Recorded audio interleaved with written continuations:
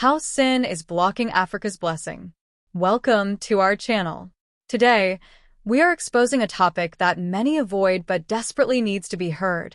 Why is Africa, a continent full of potential, still trapped in cycles of poverty, corruption, and pain? Could it be that sin itself is blocking the blessing God has promised? Stay with us until the end, because what you'll hear today may just be the turning point for Africa's future. If you are new here, please hit that like button, subscribe, and turn on the notification bell so you never miss powerful messages that awaken Africa to its true destiny. Africa is a land overflowing with natural wealth, talent, and spiritual hunger. Yet for centuries, it has struggled under oppression, division, and suffering. The Bible is clear in Deuteronomy 28 verses 1-2. Obedience to God opens the floodgates of blessing, but rebellion closes them. Across the continent, sin has invited spiritual strongholds that choke destiny and delay breakthrough. Today, we expose the four major sins blocking Africa's blessing: idolatry, corruption, bloodshed, and sexual immorality, and call this generation to return to God before it's too late. The first and deepest sin is idolatry and witchcraft. From ancestral worship to occult practices, many nations have raised altars to spirits instead of Christ.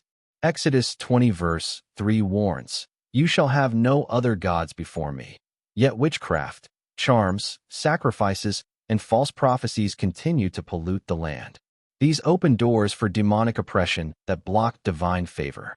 Like Elijah on Mount Carmel, 1 Kings 18 verses 36-39. Africa must tear down every false altar and return to the worship of the true and living God. The second and third sins are corruption and bloodshed, robbing Africa of the blessing God intended. Proverbs 29 verse 4 says, "By justice a king gives a country stability, but those who are greedy tear it down." Across governments, businesses, and even churches, greed and bribery strip nations of fairness and prosperity. On top of this, innocent blood continues to stain the soil, from tribal wars and genocides to political assassinations. Genesis 4 verse 10 reminds us, "Your brother's blood cries out from the ground," and until Africa repents and seeks reconciliation, many nations will remain under spiritual judgment. Lastly, sexual immorality is eroding the very foundation of families and societies. Rising rates of fornication, adultery, pornography, and perversion are breaking homes and weakening faith. 1 Corinthians 6 verse 18 says, "Flee from sexual immorality." Yet this sin is celebrated instead of mourned. A continent that loses purity loses its strength. Until holiness returns to the church and to families, Africa will remain vulnerable to spiritual attacks. But there is hope. 2 Chronicles 7 verse 14 declares, "If my people humble themselves and pray, I will heal their land."